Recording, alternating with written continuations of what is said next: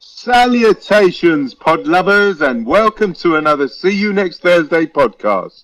Today's panel consists of the fabled and great in the footballing universe. That's right, we have Deeps from Kathmandu, Eds001, and myself, Eds666. Did I say fabled and great? Clearly, I'm a pathological liar. Okay, without further ado, let's get ready to argue! Alright, lads, how are we? Safe and sound, I hope? Are you still on the beach or what? Are you right? That was terrible. What was that? You have dragged me from the beach, right? You better have bought your A game this week, guys, I'm telling you. Well, we were thinking you might be excited and up for it because you've been on the beach. Because this is obviously far more exciting than spending a day on the beach with loads of hot women wandering around in bikinis. This is a much better thing to do. Oh, the sacrifices I make that you don't even care about. Unbelievable. There's no gratitude in this life, I'm telling you. Especially from you. How you doing, Deeps? Wait till you get the bill for helping us. What's that? We were doing fine before you joined us. Clearly your voice didn't drop this week. Clearly your voice didn't break this week. There's always next week, I suppose. He's only 8 years old, for God's sake. What do you expect? He's one of those child prodigies at university when they're when they're in primary school. We should call him Sheldon. Oh God, I hate that show. Oh, I love it. How you doing, Deeps? I'm doing not so fine, mate. Why? What's the matter? Because we care. Because we struggled against a horrible West Brom side. Oh, really? Tell us all about it, Deeps. Come on. I don't want to talk about it, mate. I don't want to talk about it the way you broke my heart. All right, guys. We're going to approach the podcast a little differently. What? What was what? That noise that just came out then was somebody grabbing you by the balls and yanking on them hard or something. Those were my dulcet tones, mate. Right, let's crack on. We're going to approach the podcast a little differently this week, and instead of going through all the Premiership games, we're just going to talk clubs rather than games. So I think it's safe to say that City have won the league. Hard to argue with that, isn't it? After all, if Everton won it in the first week, Tottenham won it the following month, didn't they? And who else has won it? Leicester have already won it twice, haven't they? So it's City's turn this time. Has there ever been 4 different winners of the Premiership in the same season? Oof. Testing my memory there, I can't think of it, no. You don't normally get this kind of hysteria after one team takes the lead, though, do you? It's bizarre this season. Didn't Chelsea also win it, hey? Frank Lampard, he won it, right? Before getting the sack. Lying Lampard, yeah. And Man United, obviously Ole won it. Oh, yeah, well, yeah. And they still could, they still could, because he said he's not giving up on it. Well, he's... listen. Well, the thing is, he said he's giving up on it before the draw against West Brom. But after the draw, he's like, no, we're going to fight. The drug what? The drugs? Did you say drugs? No, that's just what he's on. Oh. Well, Ole or Deeps? Deeps. Definitely Deeps. 100% Deeps. He's got that Kathmandu stuff. What's it going to say, Deeps? It's the lack of oxygen in the high places. You know, it's starving his brain.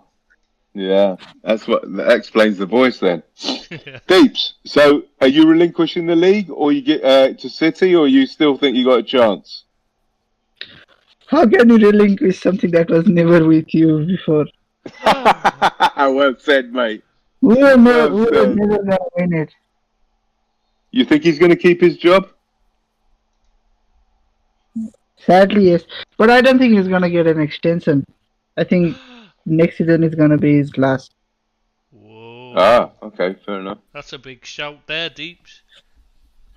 Yeah, but I don't think that's something revolutionary what I've said. I think it's quite easy to see that the club, although they don't want to get rid of him, but they're also not completely convinced by him from how they behave.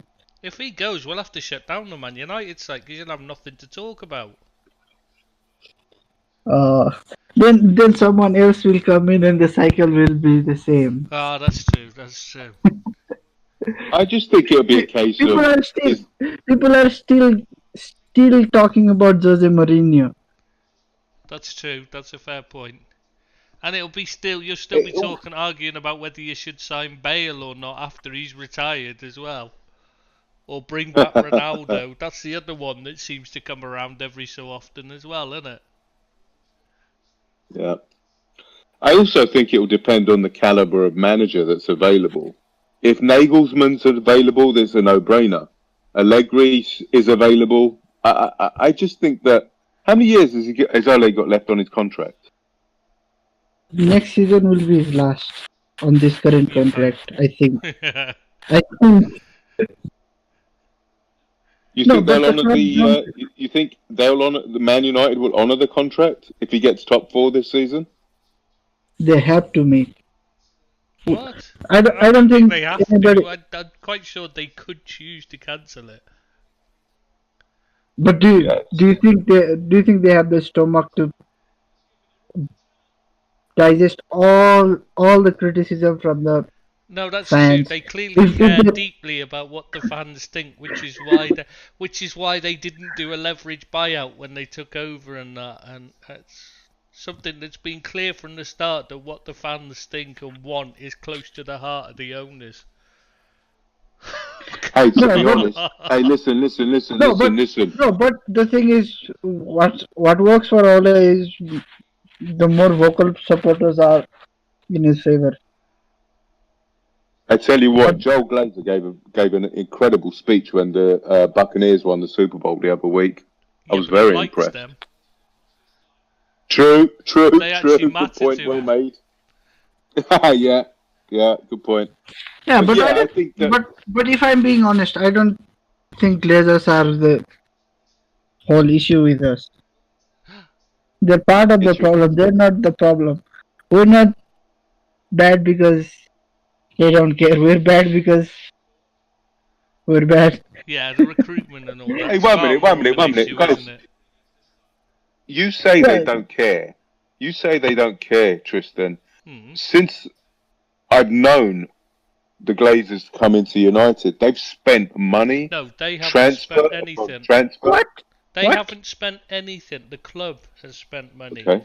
The club has spent whatever. Nothing goes out of the Glazers' pocket. The Glazers are happy so long as they take they can take their divvy every year. Yeah, right, nothing goes out of their pocket, but something goes into their pocket. Yeah, that's it. So long as that happens, they leave the running of the club is actually left to the equaliser. Yes, Woodward. But what I'm saying is, you guys sign player after player after player after player after player, and not cheap players either. These guys are the higher echelon of the market. But so I wouldn't be complaining too highly if I was a Man United fan about the Glazers. They could have a lot more if they hadn't had the Glazers owners, because the Glazers have to pay the debt they leveraged on the club to buy it. So yeah, we pay the debt they leveraged on the club, and we also pay them. I think the salary amount is dividends. So yeah, I think the amount they take out from the club is somewhere similar to the fee we paid for Pogba. I think it's around 80 to 90 million or 100 something. That is how much they generally take. So if you're being critical, then you can say we could have bought 2 Pogbas instead of 1. Not sure that that's a good way to argue against the Glazers, though, is it? Saying you could have bought another Harry Maguire or another Pogba. It's. Yeah, that is why I'm saying. Yeah, that Yeah, is but why they I'm are saying I'm not. businessmen at the end of the day. What do you expect them to do? Put their own money in? You were saying the same thing about FSG the other week. No, I'm not arguing. When I I'm just had saying. Impassioned. Yeah, exactly. What we're saying is that, like, they are the reason why the club can't spend any more, rather than Liverpool don't make enough money is the problem, because But Chris, FSG have invested heavily and have but Chris, frugal. no, but Sports Chris, group. come on, Chris. Not spending enough isn't the issue No, for we're not. Manchester United. That's what I'm saying. I'm agreeing with you on that. I'm saying that, like, it's the recruitment that's the issue, not the not the lack of money. Though they would there'd be more money to spend if it wasn't the Glazers owning. It doesn't matter if you're spending it as badly as they've been spending it. But that's not true. That's not truism, because another businessman would own them. So they'd be taking money out of the club. Well, no, because they might not be if it's not bought by a leverage buyout. If it's bought by a normal takeover, they wouldn't have a huge amount of debt to leverage against the club to pay off first. I agree, but maybe it would be. And also, Abid, just having another owner doesn't mean it's gonna be better as well. We could end up in an Abramovich or Sheikh Mansour, or we could easily end up with what happened with AC Milan. Yeah, exactly. Yeah, true. The thing is, the club. If you just look at the number, look at the amount spent, the club has spent enough to build a decent team. More than enough to build a decent team. A Premiership winning team, a European Cup winning team you've spent. Yeah, world record fee for a defender, a world record fee for a midfielder. For midfielders, yeah. 50 million on Fred. I mean, for God's sake. I mean, we also broke the record for a teenager. It's not like we're talking about this in hindsight either. I mean, it's not like you can't say that, like, well, I don't want to go on the "I told you so" thing, so we won't mention that. So it's just really bad recruitment, isn't it? Oh, you're dying to say I told you so. No, I don't. That's why I'm proving a point, because Deeps was saying I would, so I'm not going to say it. I will come up in the podcast. I'm not even going to say it about Fred, even though I did as well. But,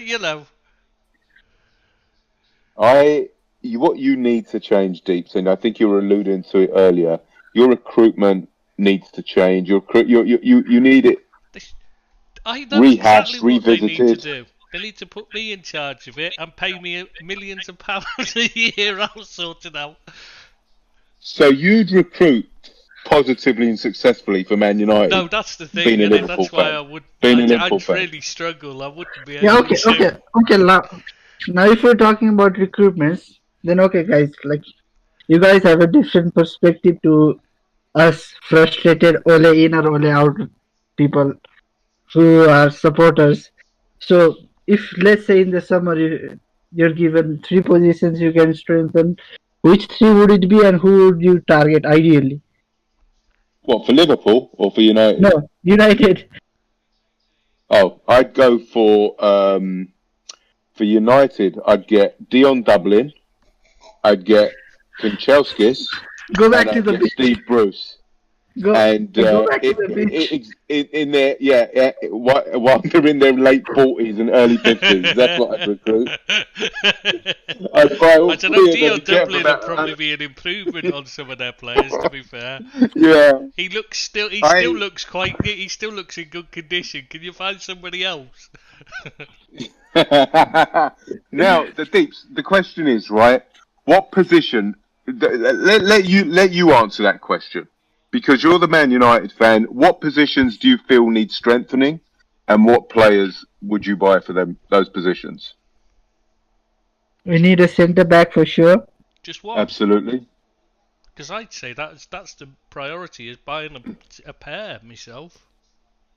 I think Lindelof's all right without Maguire. No, I think Lindelof is a good defender who is not suited to the Premier League. He's a good centre back, but he's not good for. He doesn't have the needed He's not quick quality enough. for He's not strong Premier enough, and League. he's not good enough in the air to play. Yeah. You know, he's any more than a backup. He's third choice. That's why I'm saying you need two, in my opinion. You can't trust Bailey because he's always bloody injured. Maguire's crap, and you've got the other guy. What's it, Twanzebe? Who's young and I'm not convinced he's ready. How can you be convinced? How can you be convinced Well, with exactly. Swansea when he's never fit? But He's yeah, So exactly. Who would He's you not buy fit then? enough. Who would you buy, Deeps? But Chris, we cannot afford to have Maguire on the bench, so Well, it's not out of choice. The thing is, we didn't pay 30, 40, 50 million. We paid a world record fee for him, so we're not gonna shift Say him that out. again, Deeps. Say that again. Let me hear that again, Deeps. How much did you pay for him? 5 million more than what you paid for Van Dijk. Yeah, but what return did you get? Van Dijk won us the European Cup and the Premiership. What did Maguire get you? I'm sorry, second in the league. 3 semi-finals. Wow. Wow. It's just like the dream come true, isn't it, Deeps? Yeah. Deeps, who would you replace him? Who would you replace? What defender would you bring in? Like if I had to bring one centre back, then I would probably go for Jules Koundé, because of all the guys we've been linked with, he has been the most impressive whenever I've watched him, and he's quite quick and everything. He can complement Maguire. What about Torres, I've never not seen too much of him. And right. I just wondered because you were interested in him in the January window, weren't you? As well as Liverpool. No. Yeah. Well, that's what he said yesterday. That's our interest in that is, I think, something more like with Donny, an opportunity more so than. Right, because he definitely said something about it, or his agent. I can't remember which it was. When I was doing the news, he definitely said United and Liverpool. Doesn't he lack pace? A little bit of pace, though. Don't know. That's why I was asking him what he thought of him. I've not seen much of him play, so. I'm pretty sure he's great position. No, but the thing is, pace isn't everything.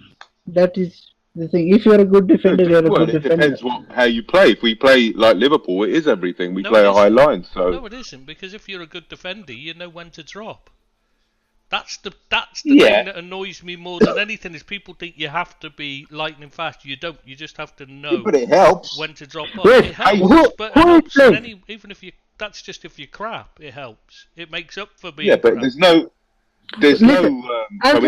me this. Answer me this. Van Dijk, but pacey. No, but answer me this: is Fabinho faster than Henderson or not? Slower. I don't know, mate. I don't know. Henderson's quicker. But would you say Henderson is a quick player? Yeah, in general, he is quite quick. Yeah, surprisingly quick when you actually see him. But anyway, let's get on with this. Not your sure second what that's player. Going to do with anything, though. Deeps. What I'm saying is, you don't have to be. You don't have to be rapid. Yeah, you don't have to be rapid. Pace isn't everything. No, it's good reading the game that makes a difference. Henderson, you never see how quick he is because he's not had to run. You know, it's very rare he's had to go fast. Once he's had to at the back, and then he outpaced. I can't remember where it was now. Yeah, even Van Dijk. Why does Van Dijk really get dribbled fast? Why does Van Dijk really make last-ditch tackles? Because he's already in place. It's not because he's quick. That's the problem. Is when they're fast, they often rely on their pace and get caught out of position and have to use their pace. Good. I'd rather have a player who was positioned in the right place in the first place. You know, a really what's good. His face? Like the Spurs player, Alderweireld. Oh yeah. Very I mean, he can't. That's no wonder Spurs are in trouble. He can't get a game at the moment. What the hell is Jose doing with him? Don't know. Deeps, well, who's your second player, mate, and what position? I would go for a midfielder. Yeah. Who would you go? Saul Niguez would be a dream because he's so good and so versatile. Wow, that is a dream. Think he'd leave though at the moment? You never know with the financial constraints on many clubs. They're not too They bad. might They're have at the the point. moment, and they're about to win the league. By the looks of it, there. Yeah, but they're paying ridiculous amounts of money to their players and their manager. The manager's the highest paid player on the manager on the planet, isn't he? He's on a filthy contract there. Yeah, but they're all they're renegotiating all the contracts, aren't they? Oh, okay, gotcha. Yeah, that is All what the I'm saying. Spanish He ones would are. be a dream. He would be a And who dream. would you Is say- it Selling him- possible? I'm just saying, why would of all the players that are likely to leave there, he's probably the last one they're going to sell. If they No, don't but the have to. thing is, they don't have many players with huge value. I think they are more likely to sell Oblak than Saul, but Yeah, me. Koke, they would probably keep Koke over Saul. But Well, do they they? would I probably just keep think Saul, because Jimenez. of the position they're in at the moment, I think he's probably the one that they wouldn't leave because they lost Party, and they, there's But will nobody. they get an injection of cash if they win the league? I mean, they'll get all that Not really. notoriety and stuff. Well, I don't mean in terms of like they get from the federation, but I mean in terms of marketing and advertising around the world. Yeah, You it know, would so they'll provide bring some boost, yeah. Good point. Yeah, so I'm not too sure whether they need to break up their squad They'll need for to the sell sake some. of They will financial do, gain. 'cause they've got to, because they've got to reduce the wage bill to bring it in line with the New ruling. FFP. Yeah, no, not 75%. FFP, the The La salary Liga. cap, salary cap in Yeah. Spain. Okay, So they gotcha. will have to All sell right. also- some. I'm just saying the one if they're going to sell, I wouldn't have thought he'd be the one they'd get rid of. I wouldn't have thought. Maybe unless you He's pay their a best ridiculous player, amount right? of money.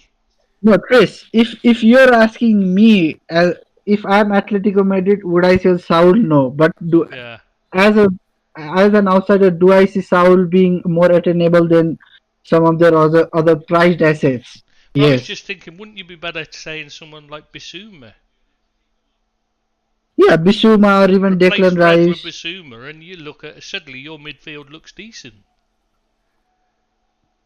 Yeah, replace. I would like in a more realistic way. I would probably go for Bissouma to replace Fred, and I would probably go for maybe a Milinkovic-Savic to replace Pogba.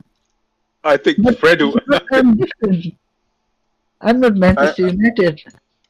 Yeah, but the thing is, you've also got to appreciate the fact that this summer there's going to be some really good bargains as well because of the lack of money in the various leagues in Europe. What player you would have got for True. a pricely sum last season or season before, you're going to get for a bargain price this next summer. So there is going to be weird and wonderful kind of transfers going on. Because Sal Nunez, let's face it, 2 years ago would have been 80, 90, 100 mil, probably. And now there's a school of thought to say you get him 40, 50 million. No, they won't sell for 50. I suppose it depends Yeah, on you don't who know, else man. they can offload, I suppose. Yeah, I mean, Yeah. I mean, I'm just talking from the hip, but shooting from the hip. But what I'm saying is that my point is there's going to be some bargains that are going to be some eye-opening transfers, not in the expensive sense either, because you're going to say, "Wow, that's a bargain for that player," you know. yeah, it Possible. certainly doesn't look like a very interesting transfer window this summer. The January one was quite boring as well. Absolutely. Nothing much And your happened. And your third player, Deeps, third position, and play for that position. Haaland! And Yes, well, yeah, you definitely mean- need a striker, don't you? are you gonna? Do you think they'll extend Cavani's contract?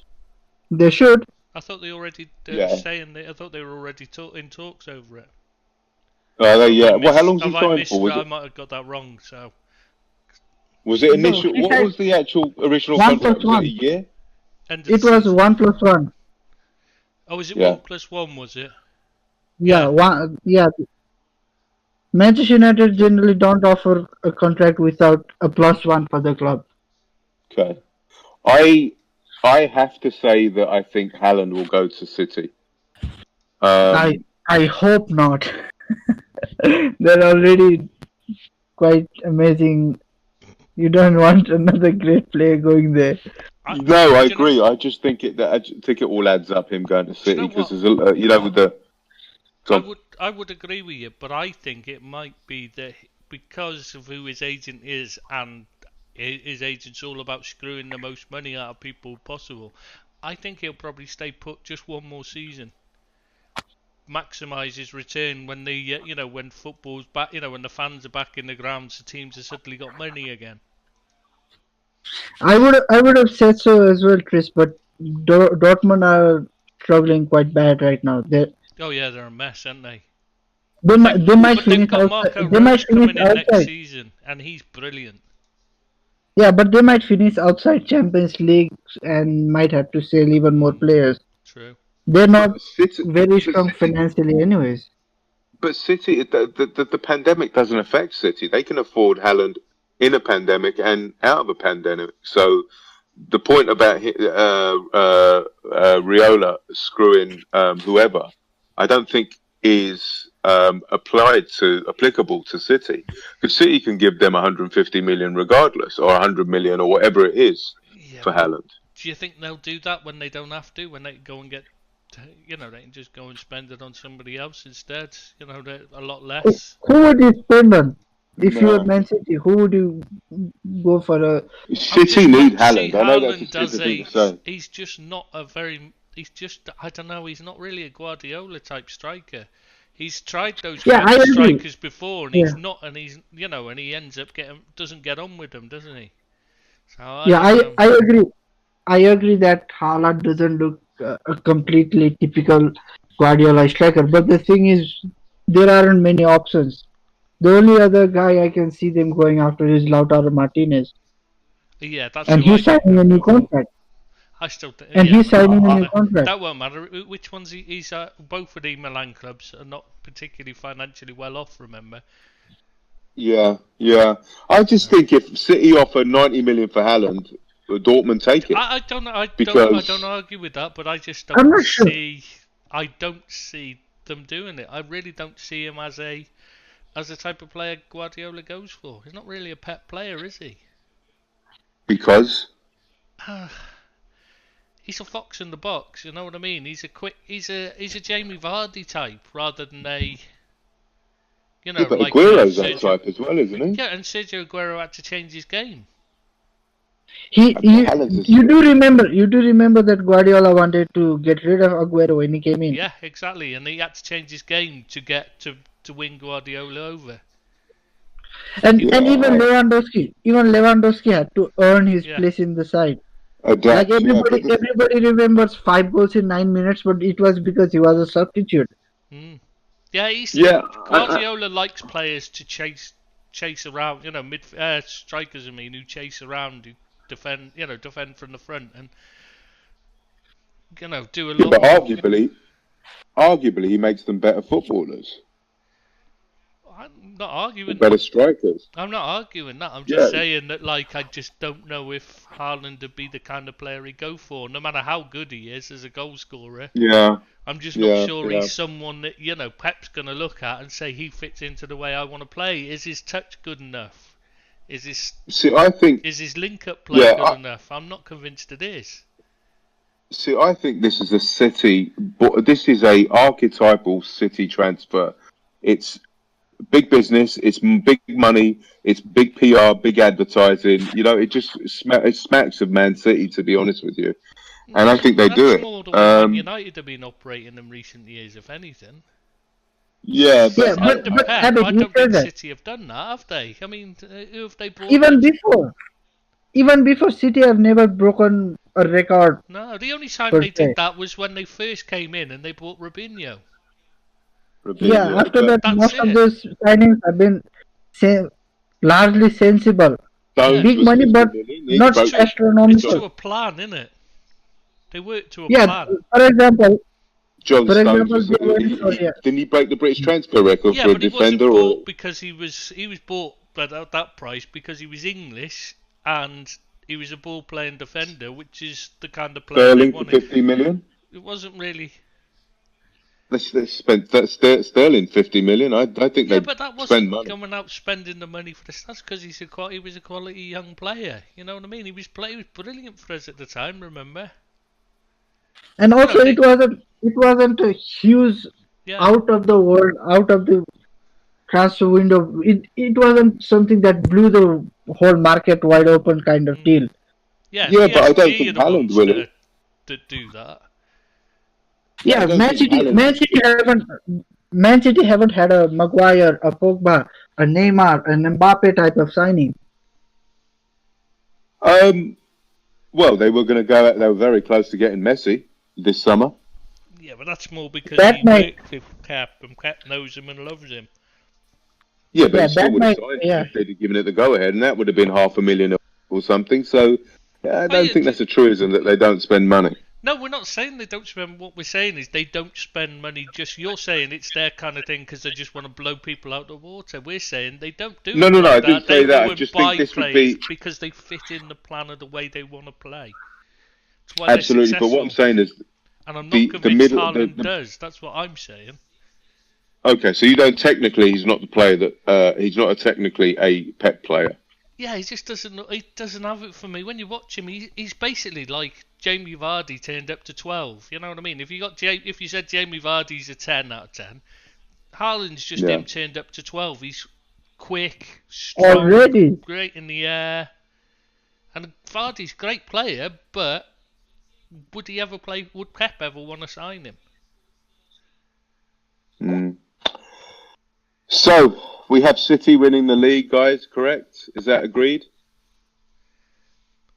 Can't see who's getting. I can't see anybody else beating them, can I?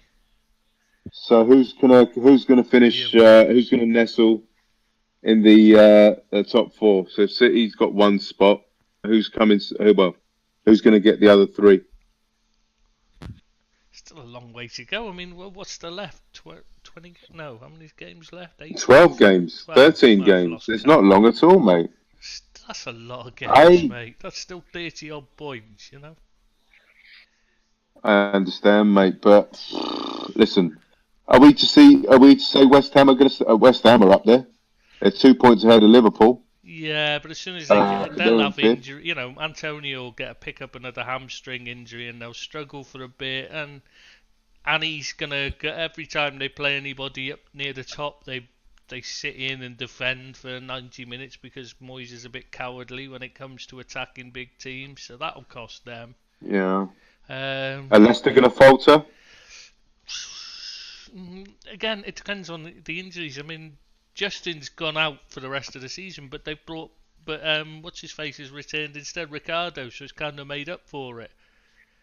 Absolutely. So it's a real battle for third and fourth, second, third, and fourth. Because you've got to say United, Leicester, Liverpool, and Chelsea. You'd expect to be the four fighting over the last three positions. Chelsea are looking really strong. Discounting Everton. Do you think Chelsea? The problem is with Chelsea, they haven't really played anyone since Tuchel's come in. Is the problem? So it's a bit early to get any kind of conclusion from the way they're playing. To be honest. Yeah, I agree, mate. But the thing is, what's gone for them? I think that's a positive because they've furnished some confidence by playing nobodies. Got the points, got the confidence, but the bravado's back a little bit, the swag, and now they're going into the big games with that, instilled with that confidence, so they can, can do their thing. I'd expect them to improve under him, from Frank. Even in the short term, it's only when he starts messing about behind the scenes that their problems will come. No, I expected them to improve because he's a better manager than Frank Lampard. Yeah, that's what I mean. Short term, he's definitely going to. He'd improve anybody short term. Yeah, it's when he starts getting the ego and the narcissism and whatever it is. But I think he's on a very short reign at Chelsea because you've got the what's her name, Maria. I can't remember the last name. Yeah, she rules the roost there. So no, I mean he knows he can't be Billy Big Bollocks there. While we're talking about because we were talking about with Man United the recruitment being a problem, do you not think in recent years their recruitment slumped quite a bit? Chelsea. For Chelsea. It's not the same as like when they were bringing in the SEN and Drogba's. I mean, remember Drogba wasn't that big a star. He wasn't particularly great in French football, really. When you look at it, he didn't have that great a goal record before he joined Chelsea. So it wasn't like they were plucking a Lewandowski at his peak. They were buying players who still had a bit of work needed on them, and they were making them into something. Who was the guy that was making the transfers when Mourinho was successful? I think it was the Nigerian guy upstairs, and he moved on. Was it him? Yeah, was it him? I don't know if he was there then, or whether he joined afterwards. I can't remember. Okay. Yeah. I'm pretty sure it's afterwards. It's afterwards, I think. Yeah. But either way, I do think you look at their recruitment recently, and it's... I mean, apart from Pulisic, could you really say that any of them players really stand out as being players that you think in the long term? Werner, obviously, this season, but it's like they brought in however many players, and most of them you look at and you think, I'm not sure they were really great choices that improved over what they already had, in particular, if you see what I mean. I mean, Ziyech, how is he any better than Hudson-Odoi? Yeah, because I've got it up here, right? In 2004 and 2005, Mourinho arrived. Signed Peter Cech, Ferreira, Robben, Kezman, Thiago, Drogba, Carvalho. Oh, Carvalho was brilliant, wasn't he, Ricardo? What a player, right? Exactly. So, and then they signed Diar. I mean, the next season they signed Horno, Sinclair, Diarra, Wright Phillips, and Essien. Essien. Season after that. Magnificent, weren't he? Yeah. 2006, 2007, they signed Ballack, Kalou, Shevchenko, Obi Mikel, Belarus, Ashley Cole. The 2010, 2008, it started going downhill a bit. They signed Sidwell, Pizarro, Haim, Rajovic, Maluda, Belletti, Alex. He did sign an Elka and Ivanovic, granted, and De Santos. So, so you could say really from 2007, it's been pretty scatty, really. I've always thought, I've had the theory since the start that they've always had far too much focus on buying all these players for loaning out around the world. These youngest ones that are just for profit purposes rather than, they're never, 99% of them are never going to make the team, and they're buying them for profit. And I think they've had far too much focus on that rather than just buying players for the first team. And, the loans should be there just from the youth team only rather than buying players to loan out, if you see what I mean. Yeah, it seems to be a bit of a business model rather than a footballer. Yeah. And it's obviously successful in terms of raising money, but it reduces the quality of the players you're buying because you're looking at once you start looking in one particular type of market, you're looking at players that aren't quite that good. Your scouts are become ingrained at looking at that level of player. Also, Trace, what's the use of making money if you're gonna sign Kepa for 72 million and Jorginho for 57 million? Well, exactly. You may as well just not make the. That's money down the drain. Yeah. Yeah, but Deeps, you don't sign players in the hope that they fail. You're signing Kepper at a world record fee, thinking he's going to be the world's best keeper for the next 5 years. Well, you're signing. I don't think anybody thought that. I think that was desperation because they'd missed out on Alisson because we jumped in, and what's his face was going, whatever his name is, that went to Real Madrid. Courtois, yeah. Thank you, Deeps. Couldn't remember his name then. Just went totally blank. Yeah, he was going, and they had to have somebody in, and they couldn't get somebody that they wanted, so he ended up being. But he came with a very, very good reputation. I'm right. So if he's not going to be the best keeper in the world, come on. You take one look at Kepa the human being, and you tell me that guy is suited for Premier League from day one. Just tell me that. He was never. Listen, I never said Kepa and Jorginho are terrible players. I'm saying they are terrible purchase. So They they're don't have to terrible be. players then. Well, No, just not good enough.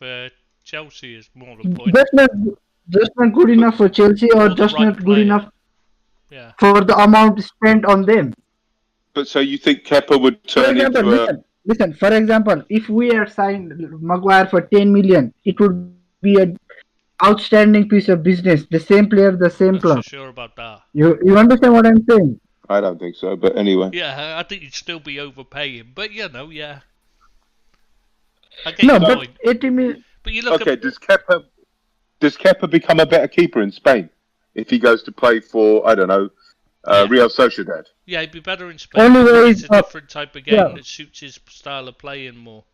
Still wouldn't be a good What's And his keeper. also- Still wouldn't be a great keeper, I mean, because his positioning's awful. He's constantly off to one side. If you watch him... And his wrists are he's very not- weak. Hmm? His wrists are very weak. Oh, chocolate wrist or what, isn't he? It's embarrassing. He obviously didn't masturbate enough as a teenager. There we go, lowering the tone. Well done, Tristan.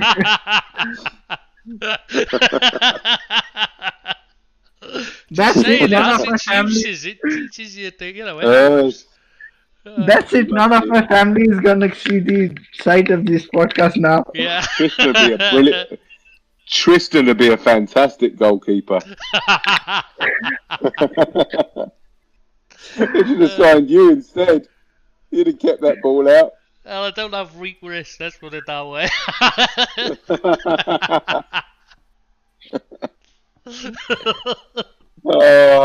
Anyway, moving swiftly on. So let's get on to. Should we talk a bit about Leicester? Because I think they deserve a few plaudits.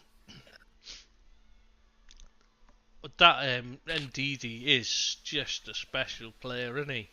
I mean, how do you manage to get Kante and then Ndidi to replace him? That's just an incredible piece of business. See, that's good recruitment. Exactly. The likes of Justin as well. How would you compare Basuma to Ndidi? Different players. Types of players. Basuma's more box to box. He wants, he's better on the ball and that. Whereas Ndidi's definitely more of a holding midfield. It's a bit like A defensive holding midfielder. He's more Fabinho, defensive than Kante. He's more of a defensive midfielder than Kante was. He's much better. He's much more inclined to sit rather than to chase around like Kante does or Basuma. He's a sitter. He's more. You'd be comparing him to Fabinho, really. To be honest. Fabinho. And Didi doesn't want to get into the box. You can see there's a certain part of the pitch he won't go past. Yeah. You know? Yeah, exactly. He just wants to stay where he is and protect things. Player is fantastic though. Yeah, people compare Ndidi to Kante and Kante to Makalele, but I think they're missing it somewhere. The comparison should be Ndidi to Makalele. Yeah, There shouldn't be Fred in the conversation. Fred has had some kind of renaissance, but nothing to merit a conversation about. I mean, it's a bad buy. That's a bad purchase. Full stop. Like Keita was a bad purchase for Liverpool. Fred was a bad purchase for Man United. He just can't control the ball. It's like watching. Or pass it. Yeah, true. Or shoot. Yeah. The thing is, he's really good at running around the field, trying to get his foot somewhere. But even United fans, I've seen, or Fred. Both. Yeah. So I think what's happened with Fred and Keita is people have understood the gloss has worn off, right? And people have realised they're just not as good as people think they are, and that's the issue here. Whoever thought Fred was good? Well, Pep wanted to sign him. He was another one that came with a reputation, but Keita came with he came with an incredible reputation, and he was great in the Bundesliga. Yeah, exactly. That's what I was going to say. Whereas Fred, I watched And him also- and and I also- said he was awful when I watched him in the. It's a bit like that. Seri was another one. Everyone was watching that. What, for Fulham?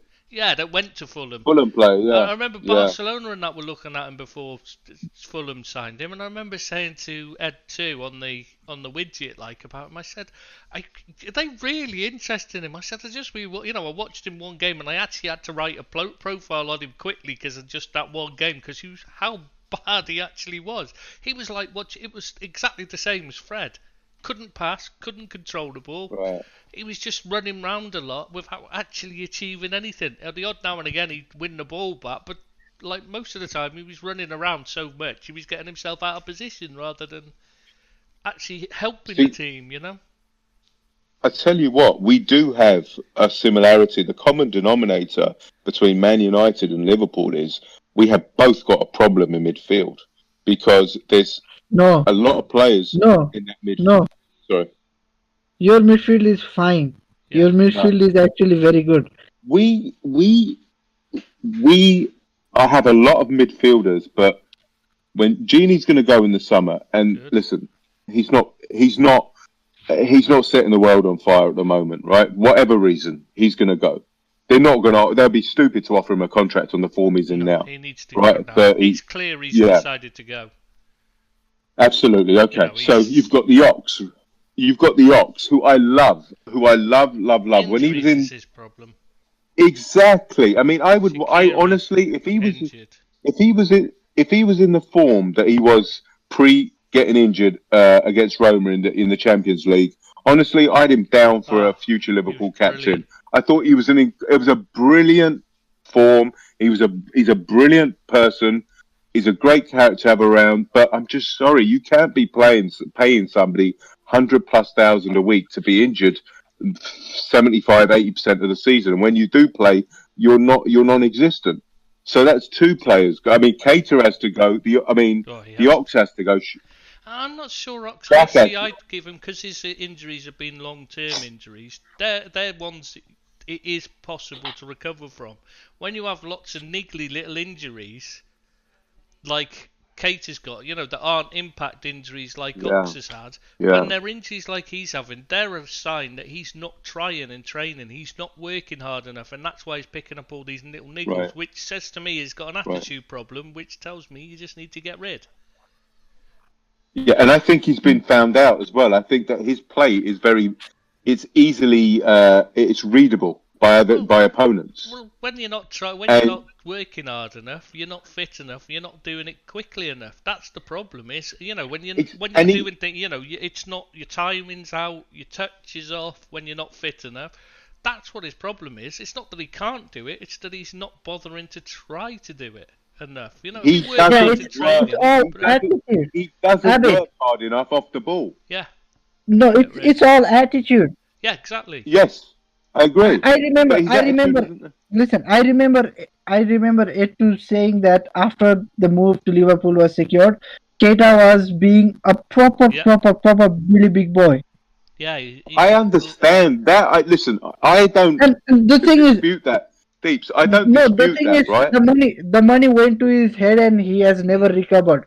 And it's really hard for people to recover when you become so big in your head and everything is so. The only way to get you never realize. Is to get dumped down to the bottom and lose everything basically. If those players like Vardy who got kicked down to the non-league scene, because he was a bit of a Billy Big Balls by all accounts, as a kid. Even now, he's a little bit. If Naby Keita can't do it under Klopp, he's never going to do it. Exactly. Get rid. Exactly. So Jurgen Klopp doesn't take any prisoners, and he's not into attitudes and egos and narcissists, whatever it is, right? If he isn't producing under Klopp, I'm sorry, he's not going to have a career a stellar career. I tell you so we're going to take. I was just going to say, tell you what we did miss out on. I was just seeing him then. I was just looking at the TV and the Everton team were coming out. Ben Godfrey, we should have bought him in the summer. I did want him. He was only a cheap buy for Everton, and he's a fantastic player. I did say he was the one I wanted to see, before Norwich came up as well. I would have taken him. I think we missed him. Yeah, and he's badly. I might have to leave. I cannot stand up with this I told you so talk. No, it's just because he came on the That's just the TV. start. Yeah, miss. Oh. You're always the one that sets it up, usually. All right, let's do the. We should do you. We should do you. Brought him up And on you the know, one day text. we should do. We should do an "I Told You So" podcast. Oh, God. Can you But imagine? nobody would listen, and Yeah, nobody would exactly. come You as a couldn't do that It'd anyway, just because be twisted on its own. if people moan about how long the usual ones are, if we did one of them, it'd go on for about 15, 16 hours, so we'd have to give it up. Just to go back to the Liverpool midfield, right? We've got James Milner, mid-30s. Alex Oxlade-Chamberlain, perennially Already, yes. injured. Georgie Wijnaldum, gonna go to Barcelona. Naby Keita, lazy. Henderson, 30s. Shaqiri, gonna go. Fabinho, excellent, obviously. Right? Curtis Jones, still newcomer, inexperienced. Play And you well. got Thiago. Yeah, but he fades. He fades in the latterly in the games. That's one thing he's got to improve on. I'm not bashing Curtis Jones at all. I love him to bits. I think he's incredible what he's done. His ride. Not being known on the players. All the players do. This is something that's happening in every game. Players are fading towards the end because they're all tired because they're not doing fitness. They're not able to train in the same fitness levels as they're doing. So I wouldn't hold that against him yet. But what a story, eh? What a story. He's played more than he should have done this season, but that's a future Liverpool captain there. But also, so I think... And also, like, listen, you say your midfield isn't good, but your midfield from an outsider, you may not say it's the best in the world, but it's a really good midfield for how you want to play. Henderson, Thiago, Fabinho, Jones, just Thiago. those four. Yeah. Like that's a great set. It just needs strength, a couple more players. Stick a Basuma in there. Yeah. What we need, we stick a Basuma in there. Get a player that can, a front player. We need a front player to maybe just when Bobby's having a bad day. I'd still buy a forward in the summer. I'd buy a forward. I'd buy it. He's a goner. Elliot. I don't think Minamino. I don't think Minamino is I'm gonna. not sure about Elliot's. I think it's a season too early for him. I think integrate him the following season. I think give him a loan in a lower side Premiership club, and then get him back the season after next when he's 18. I think that would be best for him, but I don't know. But I would go get him as a rotation option. I think it's perfect for him. And also, while the front three and also isn't Elliot a bit too young to be loaned out to just any Premier League club? I think he'll be 18 next year, so I think next season. So I think he can be loaned out to any Premiership. Yeah, I think so as well. I'm sure he's 18 in just in this summer, isn't he? I can't remember. I'd have to check. Is it this summer or is it after the summer? I'm just generally asking. I'll have a look. Oh, Tristan. I can't remember. I'm glad you mentioned Jota. That just warmed the cockles of my heart because the front three are going to get. They're going to get. Oh, they're going to get so burnt out soon, and hopefully Jota will be back His birthday's in the next 2 or 3 weeks. He'll be 18 in April. Yeah. So what I would do, I'd buy 2 central defenders, a midfielder, and a forward player, and then and obviously the ones that are going to be coming out of that midfield. So Jesus, how many all players right. do you need? How many did you just say? Wait, how many did you 4 just say? players. 2 centre backs? Yeah, we're going to get rid of Matip. Yeah. We're going to get rid of. Excuse me. We'll get rid of Matip, right? Yes. So we'll replace him with a starter. I take it you're I'm taking it you're not counting Kabak as in staying, like you're counting that as I don't think I listen, the jury's out at the moment, and he's only played 2 games, so I'm not sure he's going to be the answer. No, I agree with Abid. I don't think Liverpool signed him in the January window to buy him. I think it was no. Okay, we're gonna give you a little money to loan him. I think it was like Liverpool specifically wanted an option, not an obligation to buy. Absolutely, Deeps. Yeah, and I just think, to be honest with you, going further, I think they knew they were going to go down, and Klopp called in a favour. I think that's the case. They knew that. Why would they get rid of their? If they knew they weren't going to go down, why would they get Kabak just to buy Mustafi on a free? I don't get it. You know. I think my TV's broken. It just seeing Pickford make a save on it. Must be broken. Yeah, you're right, Deeps. I think that. I don't think he'll be signing. He's not very. I'm not impressed with him at all. He's rash and he's not. Doesn't seem to have any basic intelligence. But you never know. He might, when he's a few months with Klopp, and he might turn into something. But positionally, he's not the greatest either. No. He doesn't know when to come out. Seem very intelligent. Who would you sign? Who would you sign to replace Matip? If not Kabak. I like that We are guy not from getting- RBL. He's not getting games. Two things. He's had injuries Yeah. as well last time. I was gonna say that. Two things. One thing, surely Leipzig won't sell two centre backs in the same window. Second thing, But they- if you want to replace Matip, you don't want to replace him with someone who is gonna rival his injury record. Yeah, but He the thing is, he's had. He gets a lot of Go on, knee injuries. That's not ideal.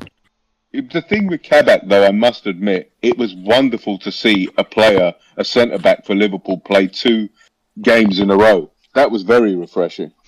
Rhys Williams used to do that. Yeah. All right, guys, let's crack on. What about the bottom 3? Who's going to finish in the bottom 3? Sheffield Sheffield, United West will go now Brom. because they've lost Egan. That's killed them. They lose That's a another blow, defender. isn't it? Yeah. Unless it turns out that it's not as bad as they first thought, as they're saying. Otherwise, they're gone. I mean, that's killed them. With O'Connell out, I just can't see them. And they've already got the cover for O'Connell was Jack Robinson's out. They're going to be using Phil Jagielka most weeks. Yeah, they still haven't. Well, the problem is they've got to catch Newcastle, right? Who are on 25 points, and Sheffield United are on 11 points. Yeah, so Newcastle are on 25 and Southampton are on 29. So I don't see Sheffield United winning. Yeah, I don't see Newcastle losing 4 games and Sheffield United winning 4 games more. So I think the bottom 3 as it is. Maybe Fulham will get out of there. And Newcastle will drop. But even with Fulham, it's 6 points. The gap with Newcastle is 6 points. Yeah, but the gap from The issue is- Sheffield you see- United to Fulham is 8 points. Yeah, like even the nearest team to safety, Fulham, even they are quite a fair bit behind. But they are starting to pick up Yeah. points, though. That's the thing. They only picked up 1 Oh. tonight, but Yeah. still, But that Burnley makes a have been difference. really good. Burnley have been really good past few weeks. Yeah, because they got their you defenders think- back. They had both centre backs Do you out think- injured at the start of the season, and they were terrible. Hey, would you take Anderson? Would you take Anderson from Fulham? No, probably not. So, He's all right. say that again, Deep. So To I be didn't a quite get that. backup. To be a backup. Yeah, but the thing is, think we were don't- buying backups. You must know that it's just not for me. You don't buy backups. That's when your team starts. Yeah, to go but downhill. that is the issue.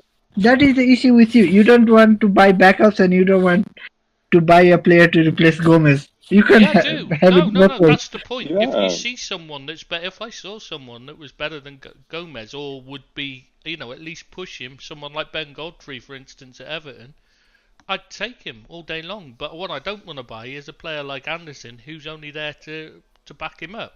I don't see the point in that. It's got to at least. It's a push Ragnar the player. Klavan. It's like a Klavan player, Ragnar Yeah. Klavan we used to have. I mean, we're at the stage where, like Trish said, we need to be like City, because all the top teams have got 4 starting centre-backs vying No. for 2 positions. No. Well, most of the good teams, like, The good teams, you said, City. Deep, so don't think of United here. We're talking about good teams. Who has? No, but Yeah, who well, has? first, Who has? Who Thank you. has? City, Who has? City And have my- got 3 at least. Three. Yeah, that was what I'm gonna say. Nobody has four because there is a genuine dearth of quality Yeah, centre that's backs. the problem. But most teams, they do buy. Look at City. The reason City is successful and Chelsea has slumped a little bit and United has slumped a little bit is because City are Different. buying players that are better than the ones they've got usually. Buying players Or that equally improve as their good, team. like Yeah. Stones and Ake. Or yeah, at Stones and least Ake can improving. interchange. Yeah. Yeah. They're So buying players that they think can step into the first team and not lower the quality. Whereas Anderson steps in and he's not as good as Van Dijk or Gomez, so he's a backup. right. Who is? That is the issue. Yeah, Who well, is? that's Yeah, no, that's all what right, you all have. right. That's what Van you have. Dijk is Van Dijk is an exception, but what we're saying is that further down the line, when you get to City, who's the exceptional centre back there? It's the Diaz. Laporte, Laporte. right? Laporte. Yeah. Both of them, So Diaz and Laporte. Diaz is brilliant. Diaz. exactly. Laporte is quite a bit unreliable fitness wise. Yeah, that's the problem with him. Injuries. Again. That is one of the reason he lost his place to Stones. And then Stones performed really well and he is now out of the team. Laporte. Yeah, that Diaz is He's an excellent. excellent player. How would you rate Van Dijk, Diaz, and how would you rate that between Van Dijk and Diaz? If he goes on the trajectory he is now, do you think Diaz could reach Van Dijk levels? Yeah. That's what he's got to aim for. Yeah, but you think he's capable? Oh yeah. The ability's there. Yeah. Oh yeah, he's a very good player and he's a leader as well. Very much a leader. Yeah. He's got confidence as well. Alrighty, lads. Should we get on to so we think that the top three, United, Brom, and Bottom three, not top three. Yeah, bottom three. I was Yeah, confused thank then. you, I Richard. thought, what's he talking about now? Yeah. So, but I still think Fulham will get out of there. I've been saying that for start of the season. I still think Fulham get out of there. I think it's, Newcastle keep picking up points just when they need to, just enough to keep them ahead. So, and Southampton have got enough of a buffer, I think. But they're the ones that worry me, to be honest. If I was they're beginning to really worry me now. But they are banning to score a goal here and there to get a draw or something. Like you said, they have 10 points buffer from Fulham. Yeah, exactly. It's not about who's gonna have a poor end to the season from now on. Most of the teams, they already have enough gap to be safe. Like I'm always worried about Crystal Palace as well, but they have 29 points. They always Two tend good to results. pull out the odd result. They get the odd point here and there always anyway, don't they? No matter what. Yeah, and they don't need to be breathtaking. They don't need to be amazing to secure safety this season because they already have decent gap. 10 points is a lot of points. It's a lot of points, Steve. It's a lot of points. I think the ones that are in real serious danger is Newcastle. All right, guys, should we get to some talking points? Okay. Point one is the best thing that's ever happened on a football pitch for me is the ref squaring up to Alan Jones. If there's ever any poetic justice in the world, this is it. And the guy was snarling. The referee was absolutely snarling. I thought he was going to smash him there and then, like at least headbutt him and then do a double axe handle or something. It was amazing. It was the best thing ever. I mean, you see the player shit himself. And then afterwards, the best of it is, as they play after they're dragging him away, he books him for diving. It's like, the irony. It was right as well, though. That's the thing. He was right to book him for diving. But after he'd done all that... you'd think, oh no, the referee's thinking, oh my god, no, I better, oh god, what have I done? I'm going to get in so much trouble, disciplinary action and everything. But he has the wherewithal to pull out his card and book him as well. That was brilliant. Exactly. It's fantastic. Oh, It's if one of he, those I classic really- moments. This question is still on. Yeah, I don't know, mate. I really, What happened really hope. next? Yeah, the referee chins him. I really, really hope he doesn't get any disciplinary action or not a lot of trouble anyway, because He I just think apologised. the players, he did apologise. The players give it so much to referees, and now they're getting it back. I just think it's just I think justice. To be honest, it's just. I think he's refereed his last game in the professional ranks, to be honest, for a while at least. You think so? Yeah. I just. What do you think, Deeps? He's not gonna get, like you said, he's not gonna get again high profile for some Why? time. I mean, players shout and scream and Why? all sorts You of. ask me why? you Come answer- on, it's not that bad. Listen, you answer me, why does Mike Dean make mistake again and again and get derbies and top of the table classes again and again? Because they're clueless. Everybody is clueless. Yeah, but this guy's a hero. This guy's no Mike Dean. This guy's the second coming. He's the Messiah. Yeah, but that is what I'm saying. They don't want heroes. Yeah, they want He's my clueless hero. morons, don't they? Man, And the it's fact just- they've made him blind- apologise tells you they're not back. Yeah, exactly. Because normally they'd just cover it up, they'd make some excuse. He wasn't You really can't- about to headbutt him. He was just leaning in to No. whisper sweet nothings in his ear because it would just be Valentine's I love Day. you. That's what it I was. love That's you, what they'd have Alan. been saying if it was Mike Dean or one of the Yeah. Premier League refs. Mike Riley would have had it was a Valentine's Day message he was giving him or something. Mike Dean would be just running around blowing his whistle saying it's a penalty. He would be celebrating with Ipswich players. Oh, no chance. No, Mike Dean would have given Man United a penalty. Yeah. He doesn't even give a... Bruno That Fernandes is- is still waiting to get on and take it. Yeah. All right. Listen. I hate this narrative. I hate I'm this sorry, narrative about Deeps. Bruno. You gotta.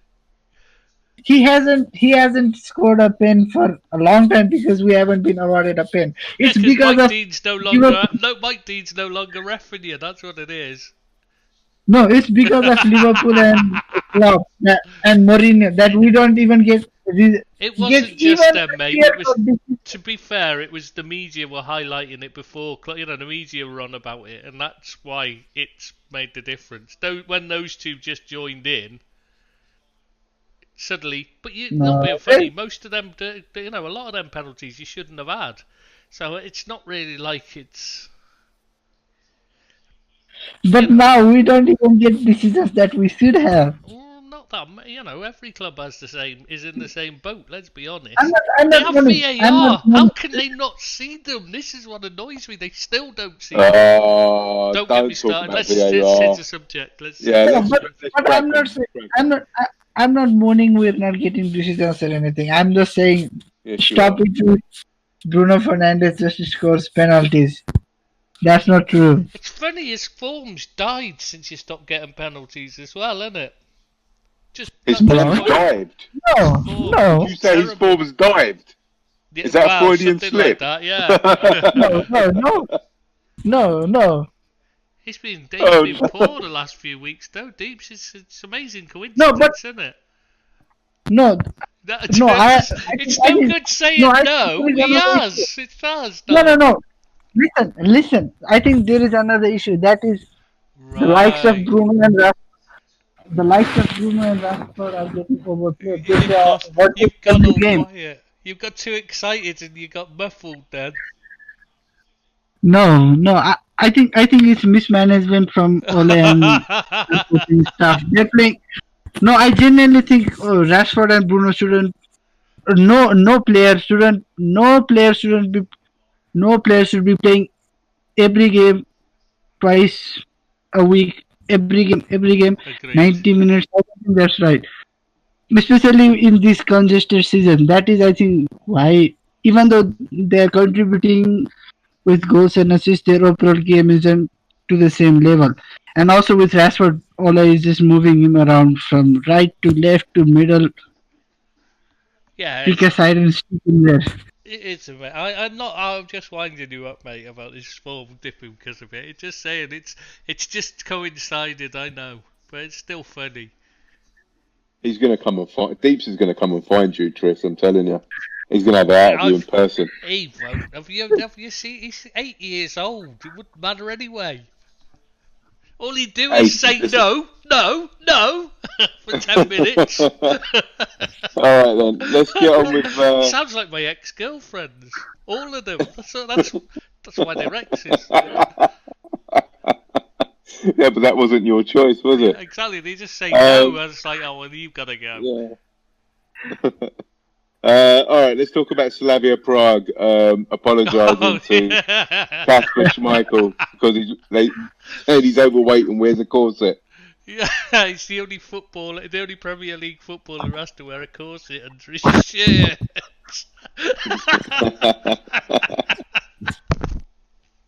Oh, that's hilarious. Obviously, they come out and apologise, but is there any truth to it?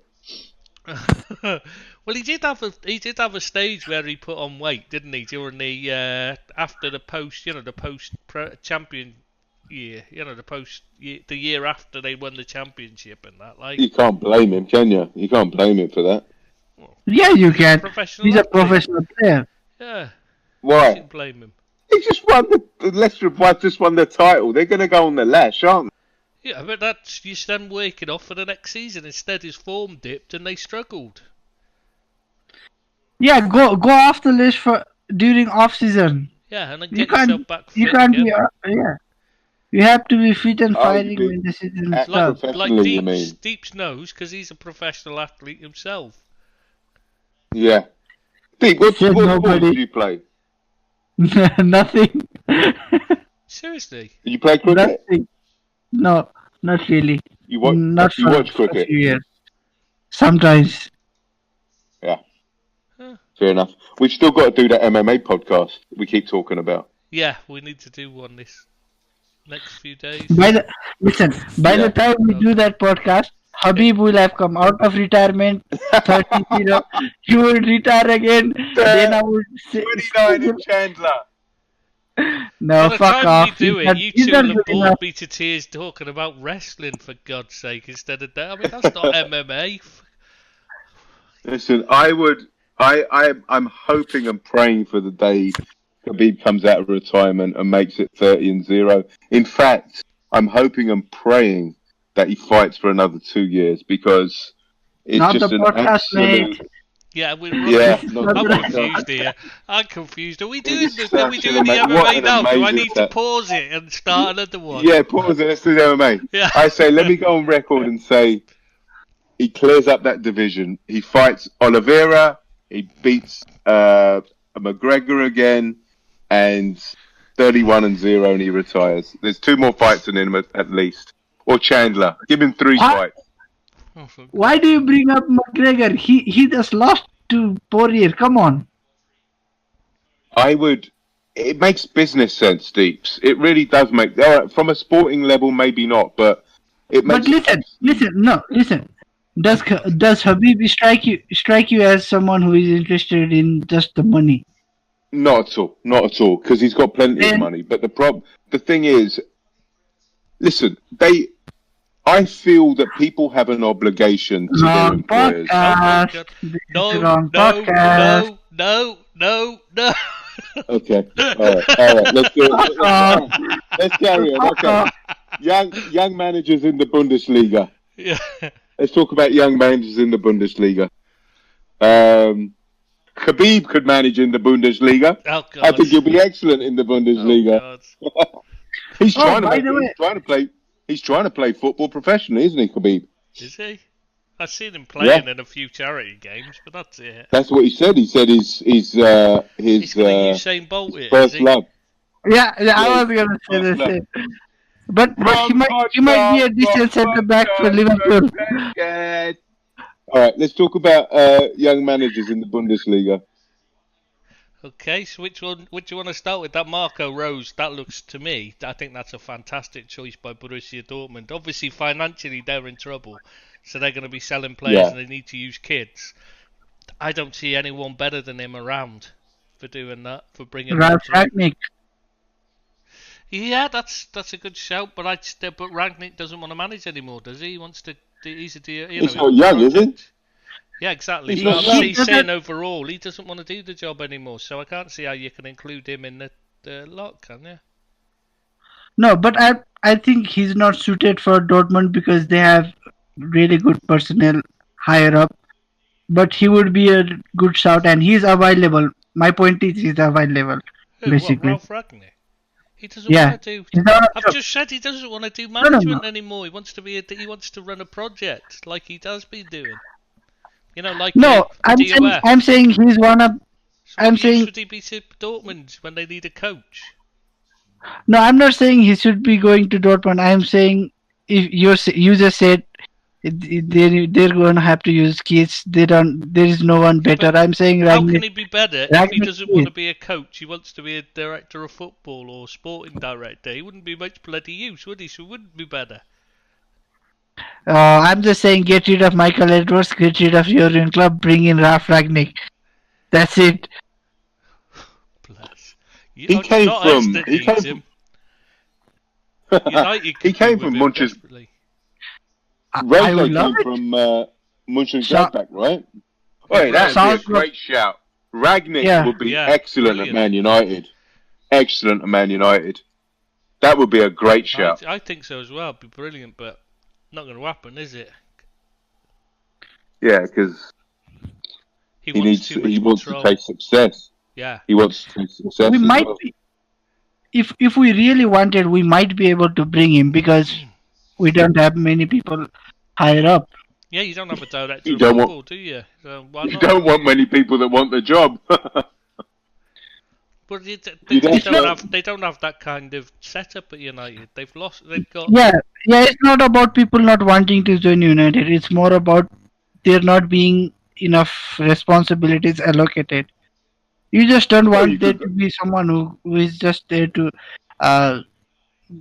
decide who is the manager you're gonna bring in. Yeah, or you could go down the Overmars and Van der Sar route.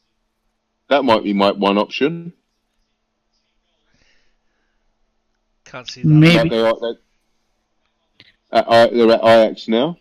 They're doing a good job. They're a kind of football factory there. Always have been, in terms of Yeah, producing but talent doing a, and playing and but winning. doing a good job at Ajax is not surprising. They have a good youth setup. They had a good youth setup 10 years And ago, they've got 20 the years most ago. money in their division as well, aren't they? In the Eredivisie. Yeah, Yeah. So, you cannot listen, say. So, going back to Rose, why would he move from Mönchengladbach to Dortmund if there's money issues at Dortmund? potential. Because they're on a fair enough, but the youth setup, etc., and everything. Yeah, and the And recruitment also- system, and when the fans are back, they won't be in as much trouble for money. And also, Dortmund have a much better squad, and they also, Yeah. even though they have money problem, but they all have better resources and everything. Erling Haaland and that. I mean, that's a good reason to join a club. You know, take a job, innit? Yeah. And They just Gladbach were need- playing excellent football last season as well, weren't they? Even this season, they were quite good. Yeah, just Yeah, they yeah. just wouldn't. You know, they weren't getting the rub of the green, and they decided not to persevere with the manager. I really like the Bundesliga, but the quality is suspect sometimes. But defenders they produce as some well. excellent players, really good players. Yeah, we'll keep who an eye else on is that there? one. Who else? You mentioned a few at this earlier, Deep. Who else? I've forgotten who we were going to talk about in there. Yeah, obvious. The most obvious guy is Nagelsmann. Julian Nagelsmann. Yeah, Yeah, because he turned down Nagelsmann. Madrid a couple of years ago. Yeah, but unlike many people, I'm not 100% sure he would be a good recruitment for a Liverpool, a Manchester United, because he's a die-hard Bayern Munich fan, and recently come out and said one day he wants the Real Madrid job as well. So I don't want that cloud hanging over. Yeah, no, I I think want I'd avoid him as well for that reason. I would avoid him until he gets the Bayern job or the Real Madrid job. After that, I'm happy to bring him in. Someone like Arsenal would be a better bet for him because they're in a position where they need someone to build, you know, and they can then improve, just take him up a level, and then it doesn't matter if he goes. They can bring somebody like Overmars and that in then, can't they? Yeah. I think you guys are crazy. If you had the chance to sign Nagelsmann as a manager, you take it, regardless of what his ambitions are. I mean, No, maybe. but the issue is, why listen, would mate. We've got Klopp. Abid, I don't have listen. Klopp, so. Well, Abid, yeah, listen. if But Klopp okay, leaves. listen. Let's say you bring in Nagelsmann at the start of next season, 2021-2022. And then Right. let's say something goes wrong at Bayern and they come calling. He's gonna go there. Yeah, that's why He's- we're You saying. don't know that. You would. You don't know that. If the job's right for him, he'll take it. Yeah, I'm giving a hypothetical situation, but if he feels the timing is right for Bayern Munich, then he's gonna go. The one you take, And I don't want. rather than him, I'd go Marcelo Gallardo rather than him anyway. Yeah, the River Plate guy. Yeah, but why would I don't understand? Like Bayern, who they got now? Hansi Flick. Yeah, Flick. Herr Flick of the Gestapo. Herr Flick, right? He would. I don't understand know what why. that is, do you, Deeps? Herr Flick. Sorry? You wouldn't know what that's about, would you, Herr Flick? Do you ever watch? You never seen those reruns of that comedy? Hello, hello. Oh no. I've heard of show. it, but British TV, I really loved bad it. comedy. Yeah. Yeah, Munich? And there was a character in it called Herr Flick at a Gestapo. So. Yeah. I used to fancy that woman on there, the one with the black hair. What was her name? Nicole? What was her name? No, that's the one from the French thing. Renault advert. Nicole. Wrong podcast. No, there was two of them, wasn't there? There was one called... I can't remember. I didn't really watch it, man. Yeah. Wasn't mad keen on it. I'll tell you what. Yvette Carter Blanc. How did we end up talking about... No, what were we talking about? Who were you From talking about? Julian Nagelsmann and Hansi Flick. Yeah, Hansi Flick. Yeah, do you rate him? Are you impressed with what he's done? I mean, obviously he's won the Champions League and the Bundesliga goes without saying, but the Champions League and the World Club Cup. I mean, how can we argue with someone who has won every trophy he's competed for? But I'm not convinced with the defense. No, I'm not sure whether, but I mean, is that down to him? Because like he's only using what he's got. Also, the other question we can ask is that down to his quality or him not being Niko Kovac? Again, yeah, exactly. Is he that he's that special? Is it just that Bayern are so far ahead of everybody else in the Bundesliga? Hard to say, isn't it? Well, yeah, because it's just a year. You cannot make a conclusive. You only know how good a manager is when they go through a bad spell. And also when they're not in a pandemic as well, because you can't really judge a manager in a pandemic. And the thing is, they're also going to swap Alaba for Upamecano, which on the outside in looks like a bad move because Alaba is twice, 3 times the player. Upamecano looks like 5 times the pay. Yeah, what I'm saying is that the reality is but listen. Do you rate Upamecano, Deeps? I have a concrete opinion on him. He's a good footballer who plays at center defense. He's not a good center defender. Yeah, he didn't look when like I was a good watching footballer. the game last night here, I don't know if you lot had the same commentary, but I was watching the Liverpool game, and they were raving about Upamecano, everything he did, and he was giving the ball away, and they were still talking about how fantastic he was. And I'm thinking, am I watching the same game? I don't know. They seen it was like he was the greatest, the second coming of Beckenbauer, the way they talked about him. Yeah, the thing is, he is good. He is good. He's not horrible. He's not the worst player, but he's not. He's nowhere near as good as people think he is. He's I decent. He's think good. that He's not great. He's I a think good he'll be good for. 21-year-old center back. He's not a great center back. Yeah, he's not I world think he'll be class by good any for means. Bayern Munich. Yeah, because he knows that league, and I think it was the right move to go to a German club. I think he would have been found out had he gone to another country like the Yeah, Premiership, England. The thing is, All right. like we talked before, players who are physically more gifted, quicker, stronger, they don't develop their technical and their mental abilities quite as much. I He's think the that is type of the issue player. with him. Yeah, He I can, think he he's the can type of. at Go on. 21, at 19, 20, 21, he can outmuscle 90% of grown-up yeah, men who he is facing. So just imagine how we used to bully his compatriots when he was playing underage football. Yeah, but I he's think the type of that player is the that, issue. like Tris says, he's the archetype player that will use his pace to get out of a bad position and make a tackle. That he did that yesterday against Salah once as well. I was thinking that he's out of position, but he's made up for it with his pace. yeah, but you don't And want a and that player is why he doing will that. never learn. That is Exactly, why that's what he I'm will saying. never Yeah. learn because he can recover against even Salah, who is rapid. That is why he will never become a great defender. He might become a great centre back also, but he will never become an out and out defender because he doesn't need to. I I think we should judge him in a couple of years because he'll have 2 years in Bayern, and then we'll see what happens. Because the ability, obviously, there is some ability there. Bayern won't pay 36 million for a player that has no ability. So I think it's too young, too early to judge him. In my Renato Sanchez. Yeah, that's a good point. That's a fair point.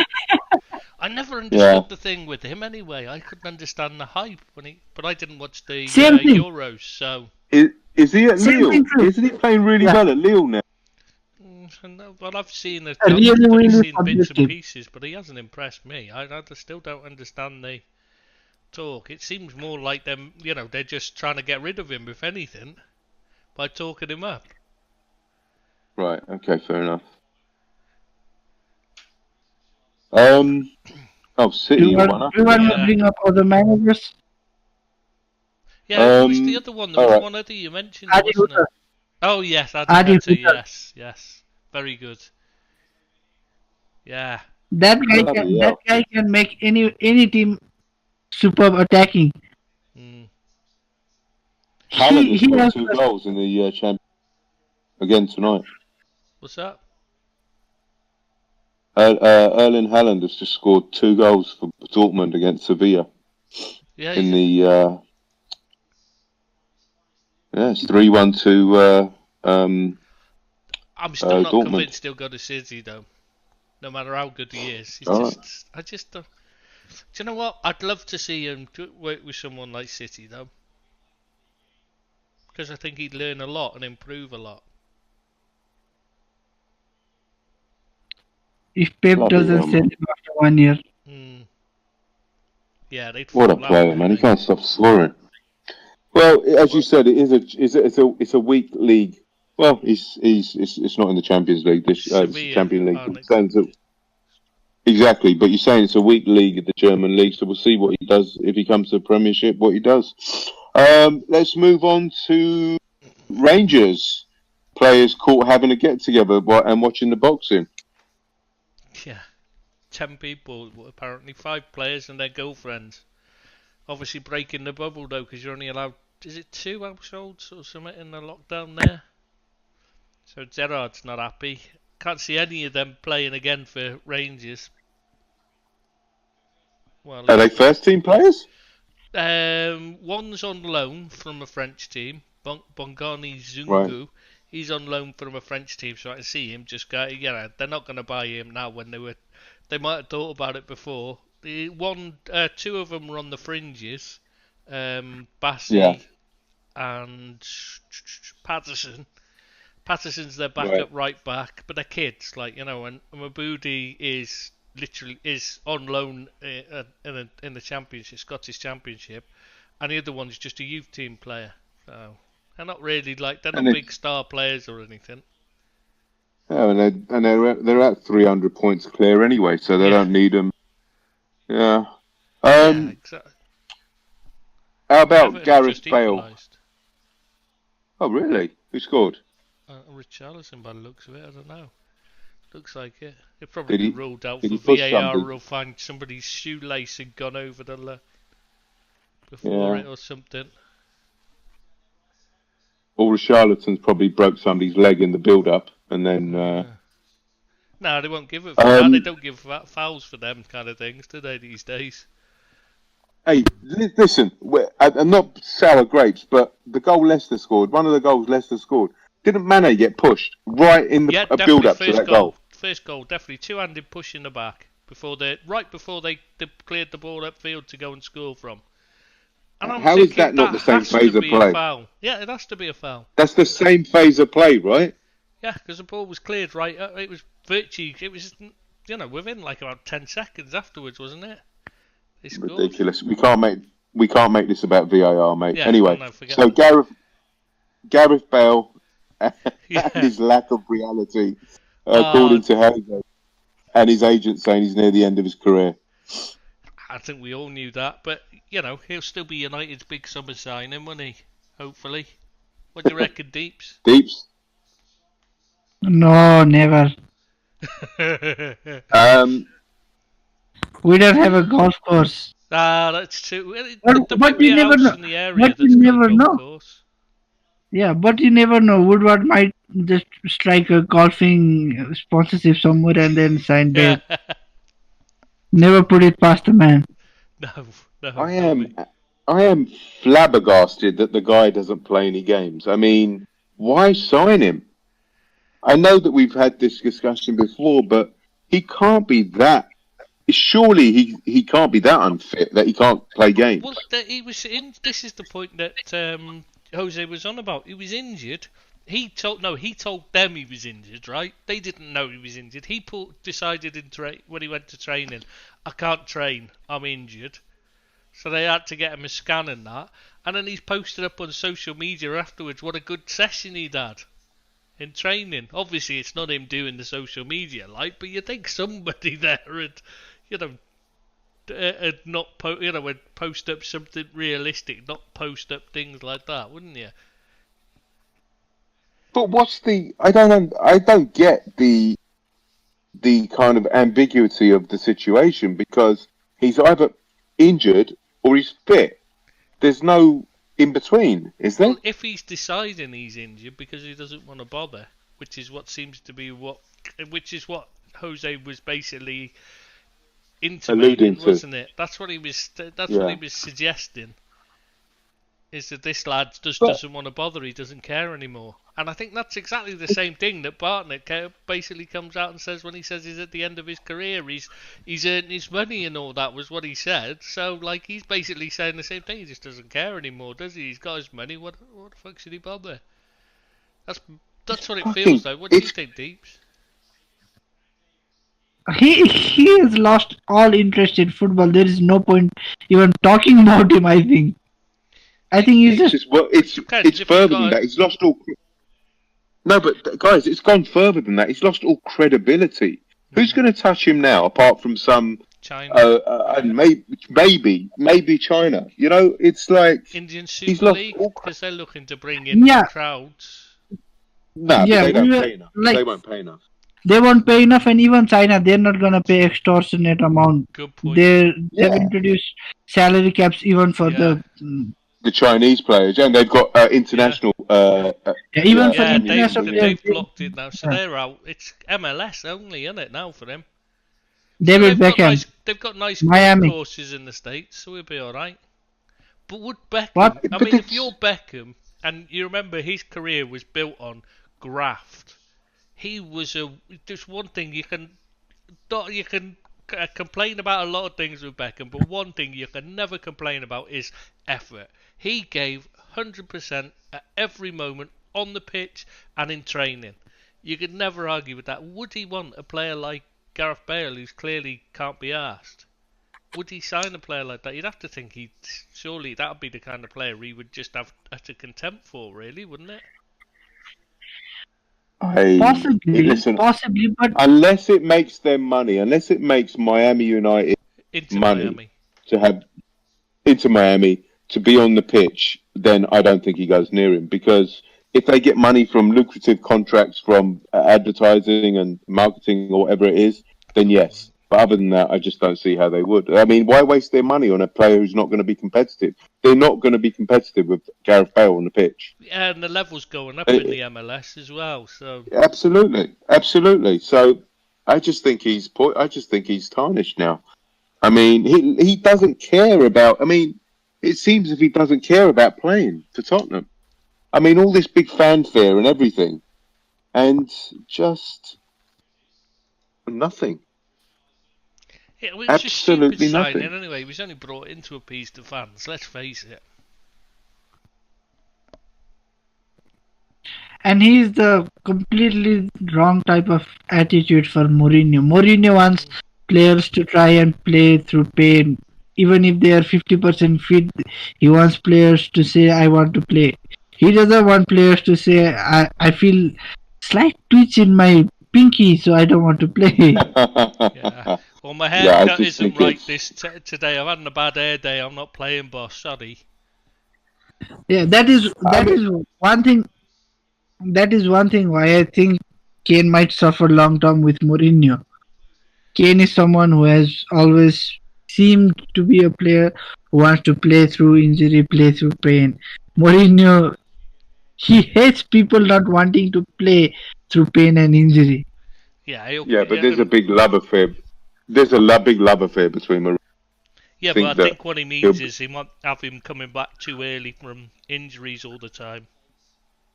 Right. Yeah. Okay, yeah. You've also got to understand that Kane is he's not in the spring of his career. He's not that young. He's 28, so you've got to manage him. And he's had a few injuries over the season. I didn't realise he was already And he 28. always...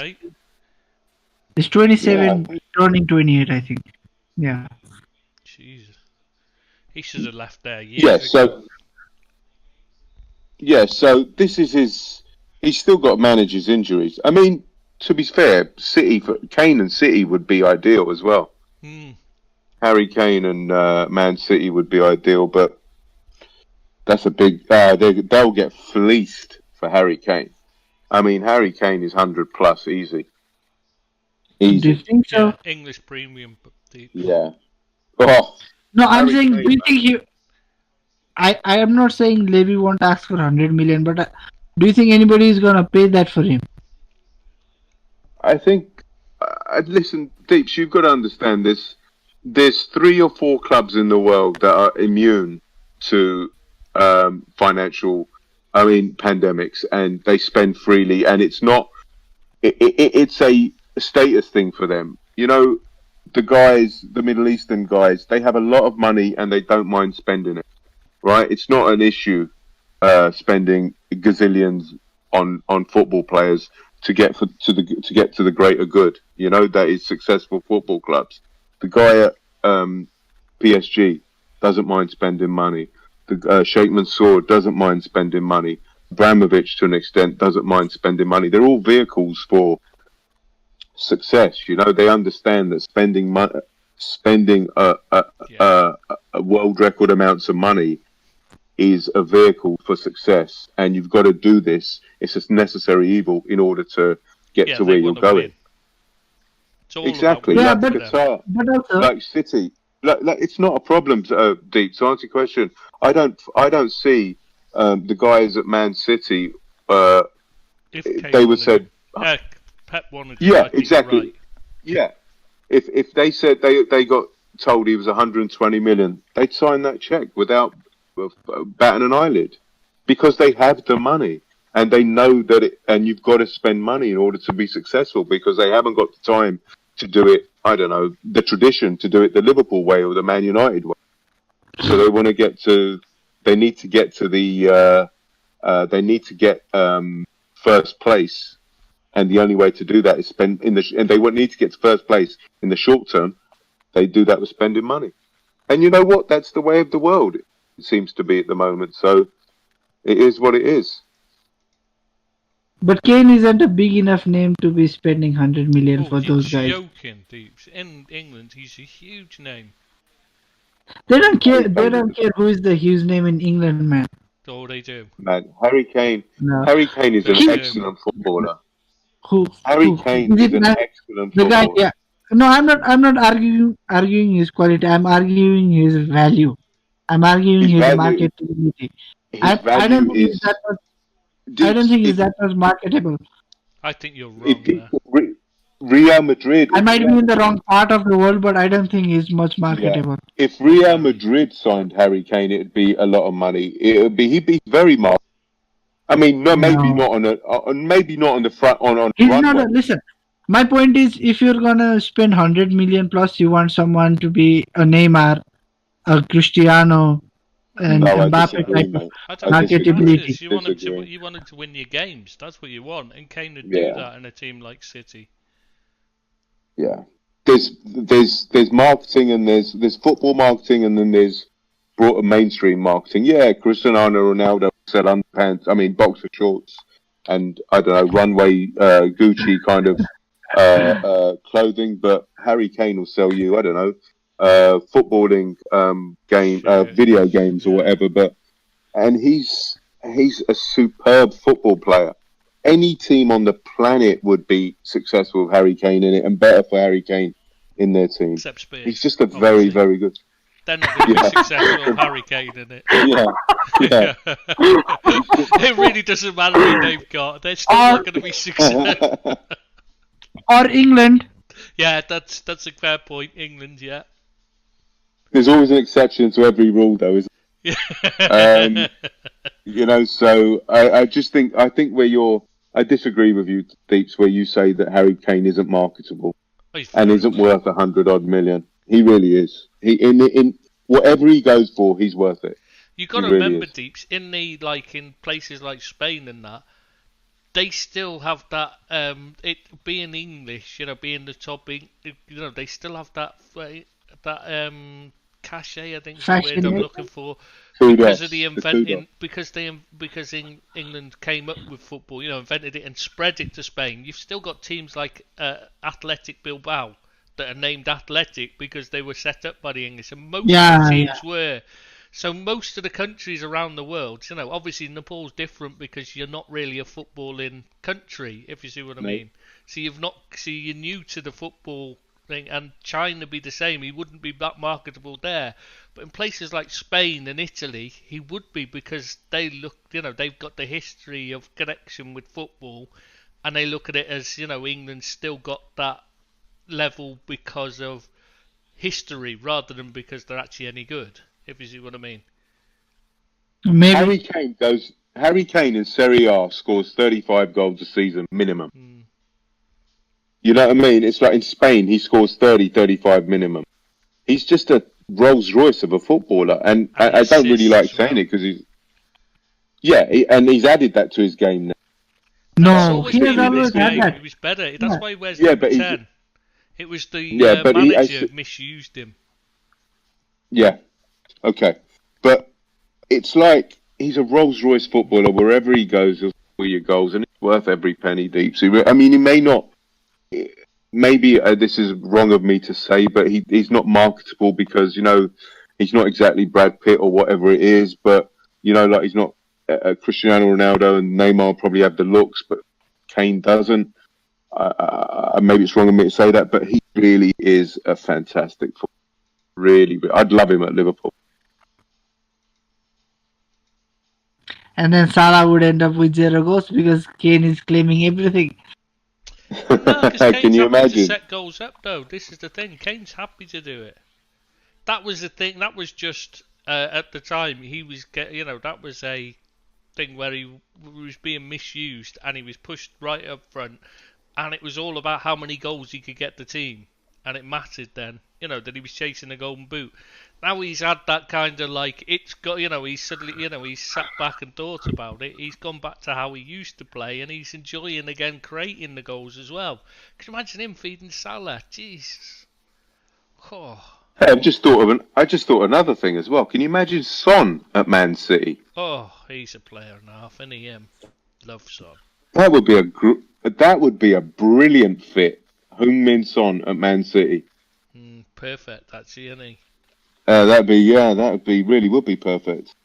All right, guys, let's finish it up with Neymar and his latest hissy fit, and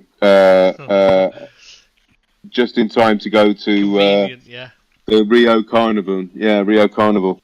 Yeah, strange, isn't it? How he always goes when his sister's birthday in the Rio Carnival, and he always is injured. Since 2014, he's always had an injury, and he's always happened to go home for it. Strange, isn't it, how it happens?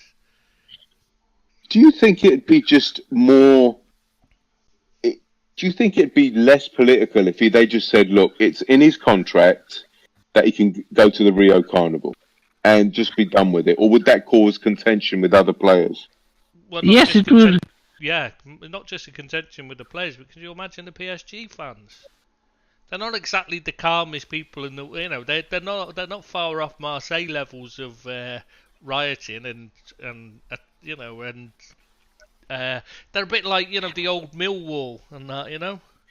They're nutcases. Yeah, you say they're not far off from Marseille level, but I think they're actually beneath Marseille. They're perhaps the same, I think. They're just different political beliefs, aren't they? They're the two sides of the same coin, like the old fascist and communist battles.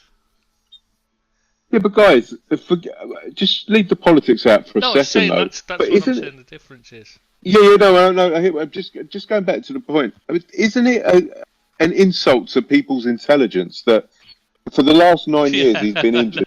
It coincided with Rio Carnival, but surely like that no just one's says... going to notice. Exactly. I mean... Just like no one is going to notice that Abid just said 9 years when it should have been 7. We can't count. We know that. That's why he thought 10 was a lot earlier. It's because he can't count that high. That's why he thinks it's a lot. He's not wrong, Deeks. He's not wrong, mate. I'm not going to contest that at all. My mathematics is so bad. My arithmetic is awful. Yeah, but it just seems to me, right, that it's an unwritten rule that... But then again, that is going to cause massive problems within a squad. Because if I was in a squad and a player was getting to go home for Rio Carnival every year, and I had to come in and play, that would cause bother in my head. Or let's say, for example, like Barca lost 4-1 to PSG last night. And in the second leg, Neymar says, okay, I'm fit, I'm ready to play. As the players who played the first leg for PSG, would you want him to be in the team? Of course, that's what I'm saying. It's going to cause consternation, right? It's going to cause bad politics. It's really, really a negative effect on the team. Like the guy that... Was he playing last night? He wasn't, no? No, he's injured, mate. So he's injured. Yeah, so he wasn't playing last night, right? Why are you needing to ask? He's crying, remember? He's too busy crying. So he's gone in, right? Like you say, Deeps, the example you give. The guy that's was it Verratti? Who's he going to take? No, Verratti won't be. He won't replace Verratti. Who will he replace in the? Who was the PSG midfielder? No, it's Icardi. No, he will probably replace Icardi or Moise Kean. Yeah, it'd be Icardi. Yeah, exactly. He will replace one of them. Yeah, so Kean's having a renaissance there, isn't he, at PSG? Bloody hell. But he scored last night. He's a good player who just didn't settle at Everton. Yeah, exactly, yeah. Yeah, that's a puzzling one. He wouldn't want to play for Everton. That's very puzzling.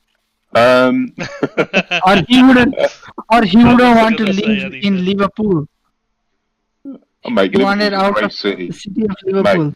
Mate, being funny, Liverpool is a great city to live in, and I love Liverpool. I think it's more likely they told him he was going to Liverpool and he's thought, oh yes, I've got a chance of winning something. And he's got there and he's thought, oh my God, what have I done? The blue half of Liverpool. I'm playing with Mr. T-Rex.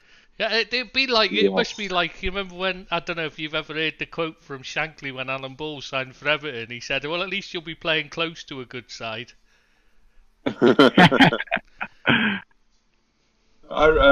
Yeah, so you're right, Deeps. You know, you got a point where it, as I said, it's going to cause issues, and it's not fair. It really isn't fair, and I think that.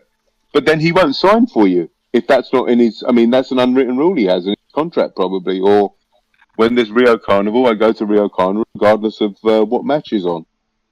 Yeah, but then I wouldn't have signed him in the first place, anyways. Yeah, but then you've got PSG who are going to indulge him because they've got so much money. They're a vanity project more than a sporting project. Yeah, but they could. If what they're going to say? No, he's going to go. They indulge no, him. but Khalifa. Yeah, if the club really. Yeah, but Barcelona indulged him as well. Yeah, Barcelona are the standard. And Real Madrid are terrible for indulging their players, though. This is something that's been going on for years. If he's not injured, he's going to go and snap somebody's ankle and get a 3-game so regardless for the Rio Carnival. So it's either or. You know, he's either going to be injured or he's going to injure somebody and get a red card. Yeah, it's just what you don't want in your team, really. That's why you wouldn't want him. Did you see the post he put on Instagram about the crying? Crying, yeah. Oh, so you just think, you know, I know Victim. You're trying to get sympathy, but all you're doing is making people think you stupid little twit. That's the word I was looking for. Yeah. Twit. Yeah. With an A. And listen. And there's in my opinion, he's not that great either. On his day, he's fantastic, but I don't think he's very consistent. He's not. When you've got Mbappe, you don't need him. That's the thing. You know, if you had to pick one of them, you're going to pick Mbappe all day long. Does he? Is Neymar more of a hindrance than an asset to PSG or any team? I think they're better because he's him. not. Yeah, because I don't think he has the attitude to roll his socks up and be the player for a team. You know, put in the hard graft and the effort, etc. Obviously, he has the talent to do so, but he's not bothered. Yeah, so he relies on others. Go up, doesn't he? And he starts throwing a hissy fit and crying and rolling around on the floor. He doesn't. Yeah, he doesn't work to get the ball back or anything. I just think he'd be a nightmare as a teammate. Everything that involves surrounds him would be a nightmare, I think. I suppose it depends on how many tissues you've got to hand as to how much you'd want him as a teammate. Clearly, he's very popular. Otherwise, they wouldn't. I mean, there'd be more people that would come out and say he wasn't a great teammate or whatever. I was going to say that. His teammates at Barcelona, you know, they didn't really. You know, he's no different from what they're used to. And at PSG, nobody's going to come out and say he's a little. The one who they want to keep a career, don't they? The one who said he didn't get the contract, Cavani. Cavani wasn't happy with the lack of professionalism from Neymar and some of other teammates, and then they got rid of him. Yeah, you see what happens to a player he couldn't get in the team, remember, for a while, and when he did, they wouldn't pass to him. So, you know... I wouldn't come out... If I was a professional footballer, I wouldn't want to come out and savage any of my teammates in public anyway. Any teammate, no matter how bad they've been, I wouldn't want to do it. You do it behind the scenes, don't you? Maybe he's popular. Maybe that's it. Maybe they get invited to all the good parties, so they don't want. Yeah, because he holds big parties, doesn't he? Every few months. Yeah. Every few weeks. Fair enough. When you make $1 million every week, you can do that. No problem. You can probably buy players' loyalty. Yeah, exactly. He has his themed Oh my party God. nights, doesn't he, where they're all in white or whatever. I mean, even in lockdown, he was saying he wasn't breaking the lockdown. You know, that you're only supposed to have like 6 people when he was back home in Brazil during the summer. And he put up pictures to show, look, you know, he's not causing the problem. Thing is, he took the photograph in front of himself with a table that's been set. And there's like 40 places on this table he's taking this photograph. You know, it's been set for like 40 people. He was saying, no, it's only going to be 6 or 7 people. He was talking about, you're thinking, you fucking idiot. You can see behind you the place is set for 40. Like, well, we just set 40 places if there's only a couple of people turning up. That was at New Year, wasn't it? The New Year do. Yeah, I was invited to that one, but I couldn't make it. Yeah, I had I'm other sure. commitments. Yeah. Right, on that note, he only had 40 places, not 4 billion. On that note, Neymar not inviting me to any New Year's Eve parties. Not after I'll last see time. you next Not Thursday, after the lads. last one you did, mate. He's not going to invite you again, is he? Yeah, I really showed him up. Yeah, well, no, I was just And thinking that- about the statey you turning up with the cows and that, like. Yeah, I nutmegged him in public and he couldn't handle it. So Yeah, mate, all right, you guys. cry. It's been emotional, mate. Yeah. I'll see you So next you got to Thursday. get back to the beach, yeah? And I did say Yeah. beach. I didn't say anything about your missus before. I'll set him up. You knock him down. Yeah. Oh God! I've got 1 hour. I've got another hour and a half of sunlight, sunshine left. So I'm going to get down to the beach, mate. All right, guys. See you next Thursday. See you next Thursday. See you, Deep. See you, Tris. See you next Thursday.